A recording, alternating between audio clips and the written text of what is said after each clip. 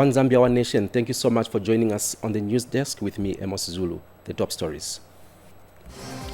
Government rehabilitates education infrastructure destroyed by floods in Kaputa. Stakeholders implored to engage youths in decision-making process. Namwala OneStop GBV Center opens. Plus, Turkish Airlines resumes direct flights to Lusaka.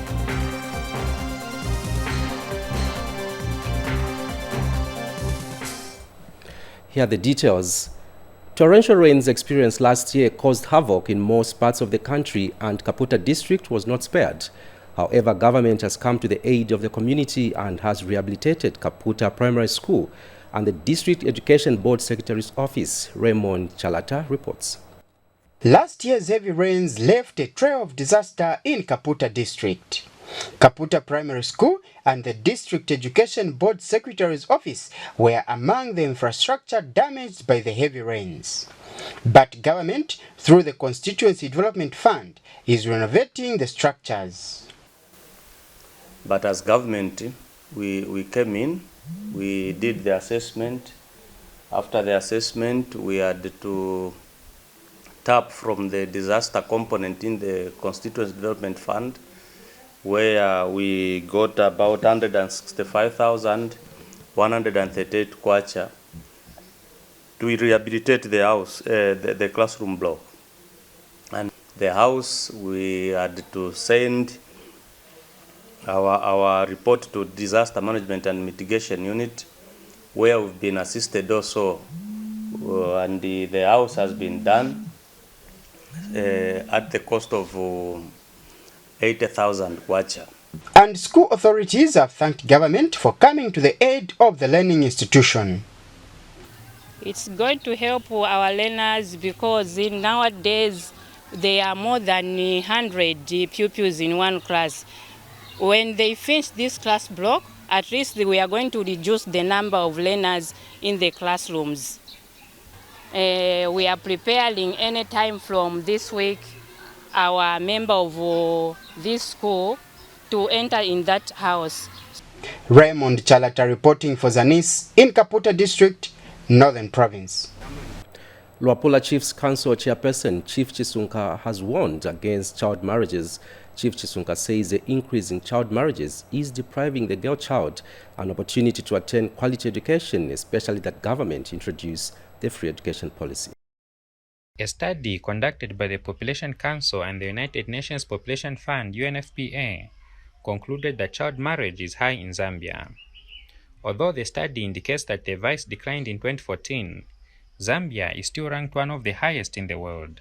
In rural parts of Zambia, child marriage is on the rise as compared to urban areas, of which the 2018 Zambia Development Health Survey report indicates that 16.5% of girls aged 15 to 19 are married, while 31.4% of those aged 20 to 24 years got married before the age of 18. These figures echo Chief Chisunka of the Ush people of Mansa district, who has warned against early marriages, which often leads to teenage pregnancies. Chief Chisunka, who is also Luapula Chiefs Council chairperson, took advantage of a sports event that was held at Chisunka Combined School to speak against the vice. Shirefaya utufumo. Shirefaya mafumo. Poseni amano kumasukuru. Ndefa kofie umo uwaishwa mafunde navi kapawa pelo mwanefu mkashane fumo kasukulu mafunde shinavi kapo. Kulipire mbushaini. Nani wa kulipire mbushi? Bonze. Bonze wanani? Mwame no mwana kashaini. Aya mafunde aba muchisunka chefu domu. Ukweba ati na mayo nangu mukashana yufi nangu yufi ngabamu pere fumo bonse kulipire mbushi umulumendo no mukashana. And learners have appealed for recreation activities such as sports to help them keep away from child marriages and other bad vices. We wish to be protected from all forms of abuse and to protect ourselves by avoiding bad behaviors such as drug and alcohol abuse, as well as teenage pregnancy, and the early marriage. We also wish to be educated, especially in practical skills, so that we can fully participate in developing our community and the country at large. Chipini Makasa, Zanis, Mansa District. In Central Province, Chipo Primary School Deputy Head Teacher Given Kayumba has praised government for constructing a 1x3 classroom block using the Constituency Development Fund. Mr. Kayumba said once the construction is complete and commissioned, it will create enough classroom space. Take a look at this report.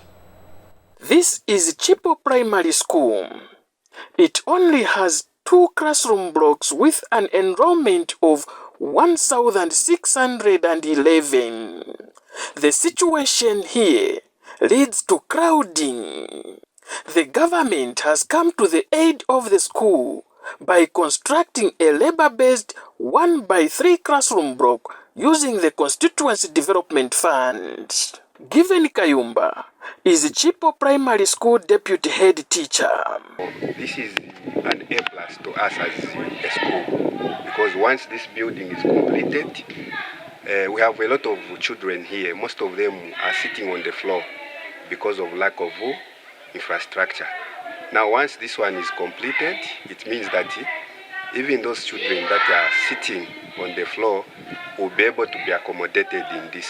And Joa Construction Company is happy to be awarded the contract. This time, President Nchitako employ my family zenangu banzanga bakwensa kuti tisebenza pamozi. Think choyamba nonga ziko mu government kuti pitirize so chape monga mwete tiri kuchara project at least pali manje tikwanisako kusurvive manyumba. Meanwhile, area civic leader Geoffrey Rubinda says CDF projects have given youths jobs. And this is a plus to us that even our youths is reduced now concerning about junkies and also criminality. And it's one of the projects that will also benefit in our community, more especially when it is done. The school itself, we have a lot of number of pupils here. Zanis, Mumbwa. Minister of Justice Mulambo Haimbe has called for the involvement of youths in decision-making. Mr. Haimbe implored governments on the continent to ensure that they create room for youths to participate in the governance process. The minister said this when he officially opened the pre-summit democracy dialogue. Here's a report. The 2 days pre-summit for democracy dialogue has opened in Lusaka with a call to African countries to involve youths in governance issues.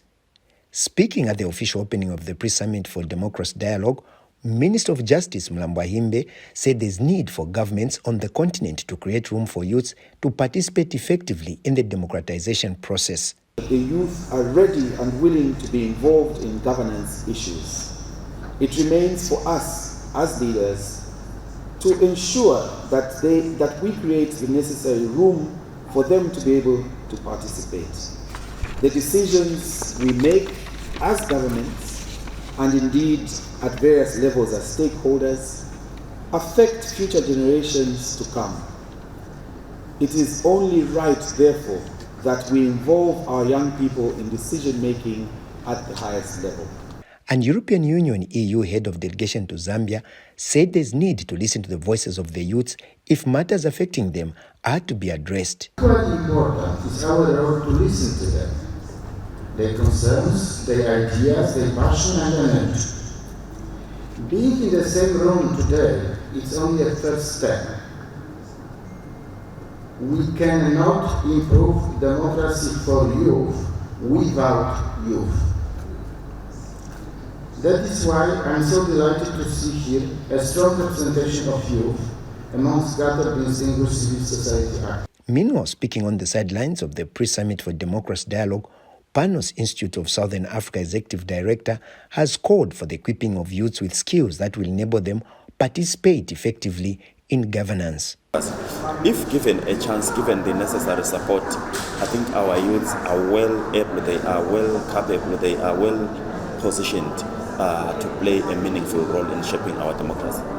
The 2 days pre-summit for Democracy Dialogue has brought together the civil society organizations, members of the diplomatic corps, representatives of the African Union, and youth organizations across the African continent. For Zanis, I'm Lakson Makod. The Zambia Chamber of Commerce and Industries, ZACCI, has advised chambers of commerce and industry countrywide to help government achieve its economic aspirations. Paul Chisunka, a member of ZACCI, says the Chamber of Commerce should position themselves as institutional economic assets to the government. Mr. Chisunka says chambers of commerce should help de-risk the investment climate and contribute to the economic development of the country. He said a well-established and credible Chamber of Commerce gives confidence to local and foreign investors. And Northwestern Province Chamber of Commerce and Industry President-elect Kayula Lombanya notes that her team will work with government in achieving the aspirations of the 8th National Development Plan. We need to move to a point where even the government in this country should be able to regard chambers of commerce and industry as part of the economic assets, the institutional economic assets of this country, where there is a bona fide, well-established, credible chamber of commerce and industry, whether at district, provincial, or national level. It gives confidence to local as well as foreign investors, because people then realize and they have the confidence to deal with an organized body that represents the aspirations of the private sector. If you must know, the population of Northwestern Province is growing by 2.6% per year. So we need to start thinking of how we are going to create a foundation for a sustainable economy. And the only way we can do that is by ensuring that we safeguard the well-being of the private sector. That is why my team and I will ensure that we go with our vision of transforming economic growth. The time for elections is over. It's time to work. There's a lot of work to be done. I, as your immediate past president, will give you maximum support. Maximum support. My job is not to start comparing myself with the president, saying, no, I was better. No. My job is to make sure that the president and her team perform better than I did. The Rotary Club has donated 50,000 books to 24 learning institutions in Kabwe district of Central Province. The donated books will go to 20 basic schools, 2 universities, and 2 nursing schools within the province. Take a look. The Rotary Club of Kabwe has donated 50,000 books to 24 learning institutions in Central Province. Kabwe District Commissioner Lennox Shimwambwa received the donation on behalf of Central Province Minister Credo Nanjua. I have personally noted with concern that the reading culture is in great decline, especially among our children, but also professionals. It is not uncommon today to see our children not desiring to benefit and enjoy reading.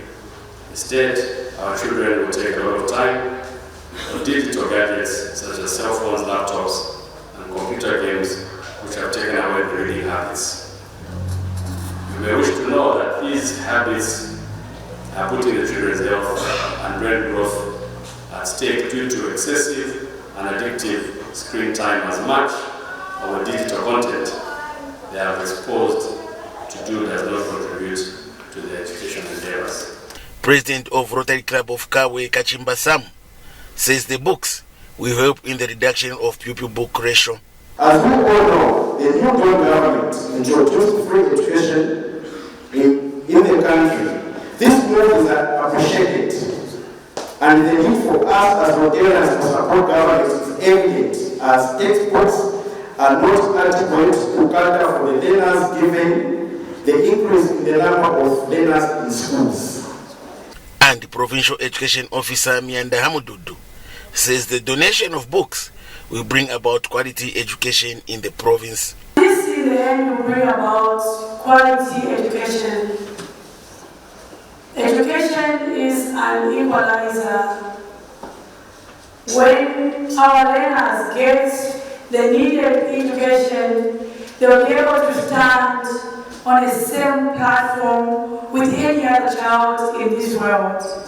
So we are very grateful that this will uplift the quality of education in our schools.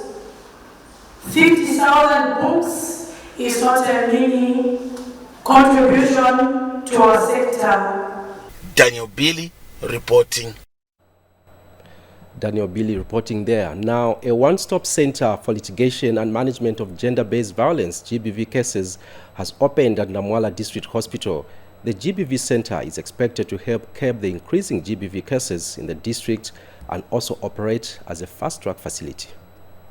Non-governmental organization Hope Worldwide Zambia has handed over a one-stop center for gender-based violence GBV to Namwala District. The one-stop center, which was funded by the Churches Health Association of Zambia, CHAZ, will be providing counseling, victim support services and medical services. The construction of this GBV one-stop center has been necessitated by the increasing cases of GBV in the district. Namwala District Administrative Officer Sokoloko Daka expressed happiness that the center will help curb GBV cases as litigation measures will be easily resolved. We are aware that cases of gender-based violence are on the increase, especially in this district of ours, Namwala. So a facility such as this one will provide the conducive environment in which to handle cases of GBV.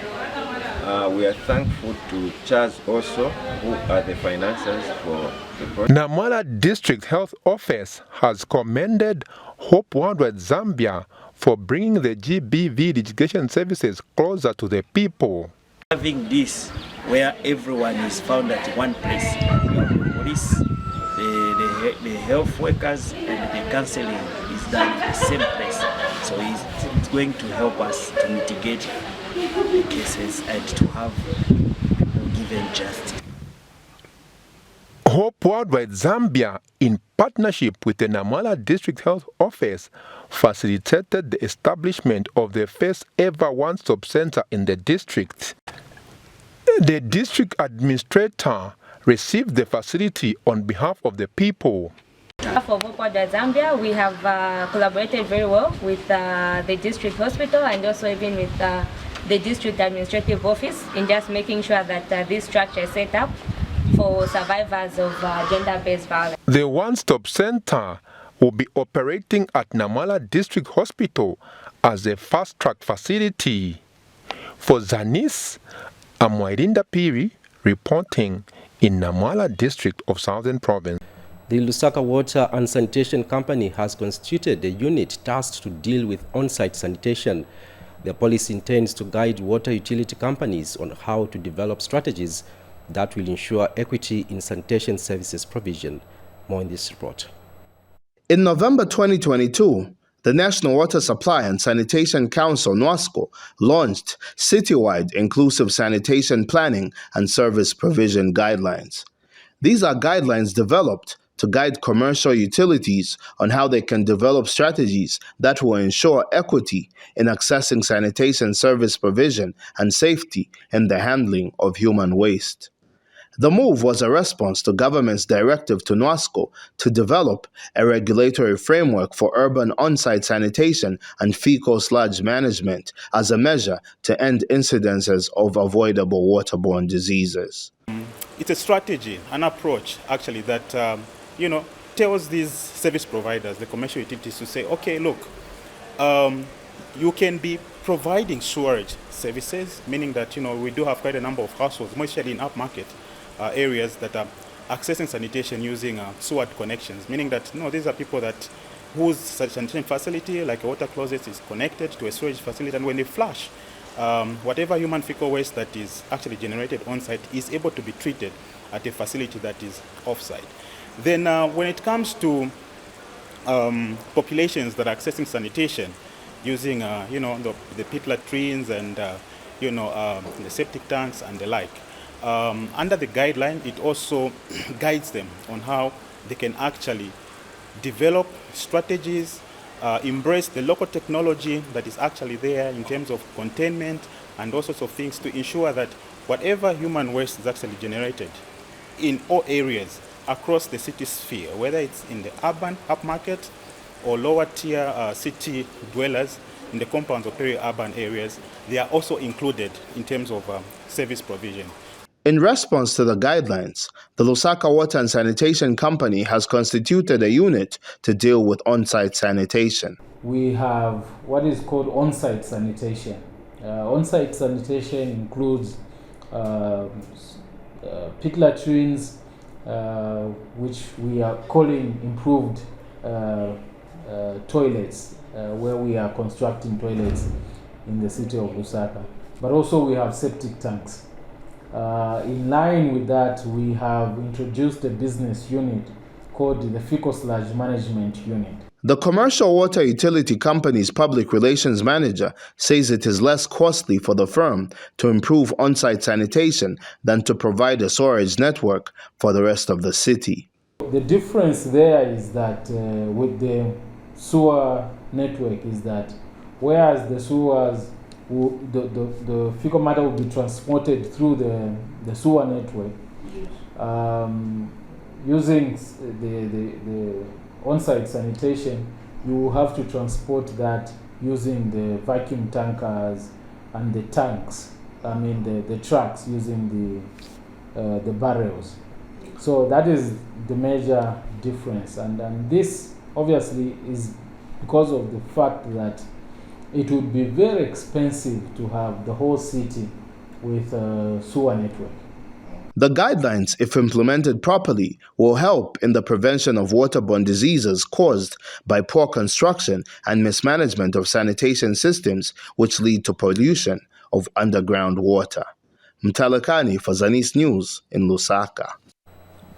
Still in the news, a team of technocrats led by Northern Province Permanent Secretary Bernard Mpundu have visited Iyendwe area in Mpulungu district, which was affected by floods. And the Disaster Management and Mitigation Unit, DMMU, has described the impact as moderate. This is the current scenario in Iyendwe area of Mpulungu district following the bursting of river banks.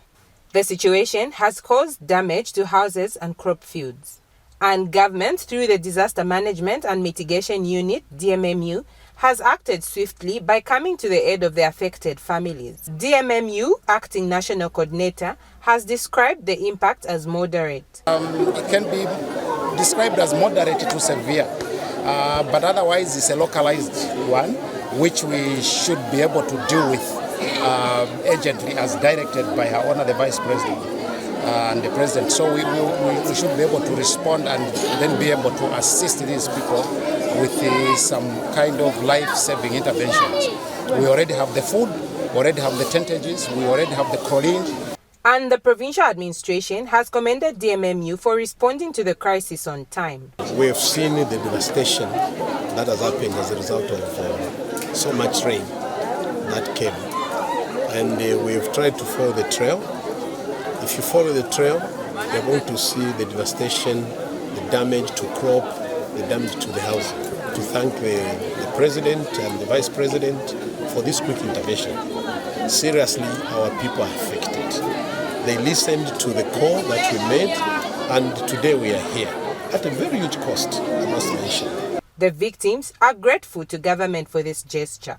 If you could have shown Sophia, a mabulangeti yaya, napakula la pansia, quasiquete napakutinde sendama. Our potato when I today totera pakubomba pakutinisa, my son to Tangatana. When I went to Atemoto, we know for Windows, but you would take up to Puerto Winga to a Fidisha, but if you went to Elish, if you want something and I feel supposed to put them. The flooding which occurred in Iyendwe Valley of Mpulungu district left 4 people with injuries. Taonga Nkoma reporting for Zanis in Mpulungu. One of the stories making headlines in our news, the Turkish Airlines has resumed its direct flights to Lusaka, aimed at boosting trade between Zambia and Turkey. Zambia's ambassador to Turkey, William Skazwe, says the relaunch of the direct flight to Lusaka will ensure that economic diplomacy is enhanced between Zambia and Turkey.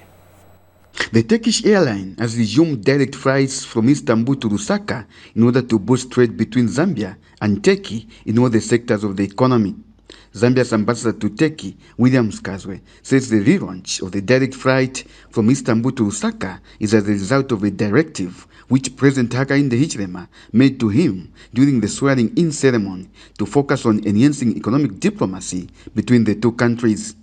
Lieutenant General Skazwe was speaking during the relaunch of the direct flight to Lusaka by Turkish Airlines at Kenneth Kaunda International Airport in the early hours of today. Our president has been very, very specific. He has emphasized to us that for us whom he's appointing as ambassadors to foreign countries, that we need now to focus on economic diplomacy. So in short, there is a paradigm shift from political diplomacy. Not that we are throwing away political diplomacy. It is also embraced, but the weightage has moved to economic diplomacy. So we can't go into investment and trade if we don't have certain enablers.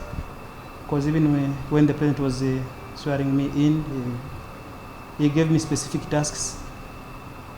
Out of those tasks, he also gave me implied tasks, and one such implied task was, of course, to have an airline like this one flying into Zambia. And Zambia Airports Corporation Limited Acting Managing Director Maggie Kaunda was elated with this development. Today we are really excited because Turkish Airlines is relaunching a flight into Lusaka, and as we may know, Turkish Airlines stopped operations at the height of COVID in the early 2020, but now they are back and they'll be operating 2 flights in a week, Monday and Friday. So we are really excited because this means that we are adding to the number of airlines that are flying into Zambia, and also it's the airline from Europe, the only airline that's servicing the route from Europe into Lusaka, into Zambia. And as you know, we are working on making Lusaka a hub. So the more airlines that come into the country for us, the better, because then we are stimulating the growth of passengers, we are marketing the country, we are increasing tourism numbers, and obviously business is happening. As you know, Zambia is open for business, so Zambia Airport is playing a critical role in ensuring that the government effort to create KKIA into a hub is coming to fruition by 2030. Meanwhile, Turkish Airlines country manager Abdulkadir Karaman says it is exciting to have Turkish Airlines back into Zambia after a long pause caused by COVID-19 pandemic. We are very happy to be back in Zambia. I hope we will connect Lusaka, Zambia to the world more as of today. I'm very grateful to be here. For Zanis in Lusaka, I'm Sande Walia. Elephants have destroyed maize crops in Luangwa's Janeiro and Yapite area. Here are the details. Elephants have destroyed maize crops, affecting 5 farmers in Luangwa district. Luangwa District Commissioner described the situation as devastating. He noted that the situation is forcing the farmers to harvest their crop at an early stage. The District Commissioner has directed the national parks and wildlife to ensure that both the lives of people and the crops are protected. By the elephants that are actually destroying the crop, which is almost like to being harvested. And this is actually what has forced the farmers now to harvest something that is not ready because of these elephants. We will call upon our colleagues from the wildlife to see how they can repel these animals from the field. You can just see this is one of the fields. It's a larger extent, a larger hectarage that has been destroyed, which is very sad indeed. Acting Senior Agricultural Officer assured the farmers that his office will work with the Department of National Parks and Wildlife to repel the animals from the crop fields. This is just one such example in Yapite area of Mpuka Chiefdom, where almost a 2-hectare field has been destroyed by elephants. So we continue to work with the Department of Wildlife so that we can see how they can continue to help our farmers in repairing these elephants that are destroying the field. One of the affected farmers has appealed for assistance from government.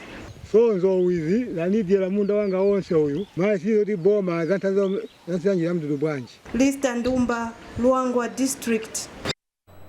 Sad situation there, and we end the news on that note. But before we go, the headlines again. Government rehabilitates education infrastructure destroyed by floods in Kaputa. Stakeholders implored to engage youths in decision-making process. Namwala OneStop GBV Center opens. And lastly, Turkish Airlines resumes direct flights to Lusaka.